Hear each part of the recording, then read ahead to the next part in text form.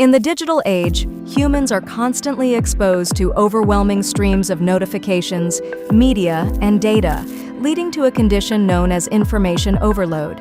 This continuous input begins to reshape both the body and the mind.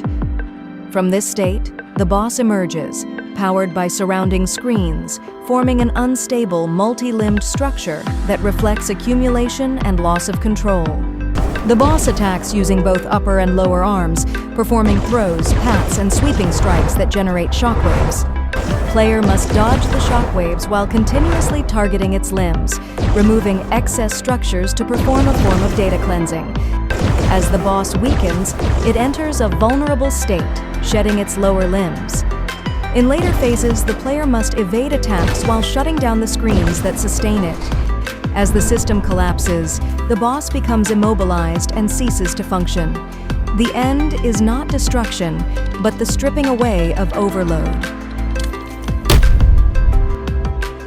The boss is designed as a colossal half-body figure with 4 arms and a camera-like head, placed within a raised circular arena, surrounded by cylindrical walls of screens that continuously feed data into its body. This project features a non-humanoid character with a hybrid structure combining organic and mechanical elements, requiring a custom modeling and rigging approach. Without predefined anatomical rules, both topology and skeletal design were built based on movement and function rather than human anatomy. During modeling, we iterated to improve both structure and animation performance. First, the initial model had rigid elbows and tightly connected shoulders, causing clipping during animation. We solved this by removing the rigid joints and redesigning them as a floating connection. Second, excessive subdivision created too many polygons, leading to instability during weight painting. We fixed this by simplifying the topology and keeping a more controlled polygon density. Finally, some faces appeared incorrectly in Unity due to reversed normals, which we corrected to resolve the issue. For motion capture, we first tested Perception Neuron 3, which didn't require us to imagine the circular stage, making it more flexible. However, since we couldn't run 2 systems simultaneously, we switched to OptiTrack for its higher stability and accuracy. To achieve a multi-limbed structure, we used 2 performers simultaneously and mapped their movements onto a single character through retargeting. The front performer provides the motion of the spine and upper arms, while the back performer provides the motion of the lower arms. During recording, we encountered major clipping issues between the upper and lower arms, as well as between the arms and the platform. To solve this, we changed the back performer from standing to sitting on an elevated support, creating a height difference between the upper and lower arms. To avoid clipping with the circular platform, we kept movements above the front performer's hip level and redirected downward actions forward. At the same time, both performers needed to keep their spines aligned, break down movements, and use verbal cues to achieve synchronization.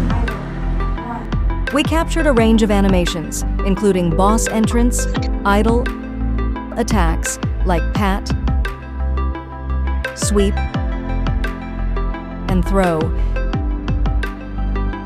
hurt states with limb loss, and death.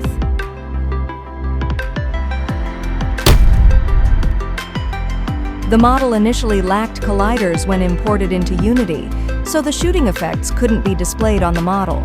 Instead of using mesh collider of the entire model, which wouldn't be precise, we added multiple smaller colliders to different parts. This gave us better accuracy, so each limb could give correct feedback when hit, making interactions feel much more responsive. We used the same motion data for both upper and lower arms, but by adding a slight delay, we reduced visual glitches and made the movement look more natural.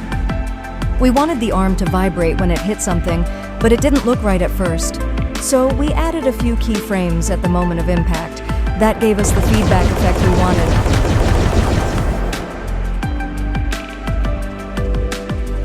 In summary, we achieved the intended combat mechanics and gameplay flow. We successfully applied the designed actions to the main boss, implementing a wide variety of attack moves and delivering a unique and engaging combat experience for players.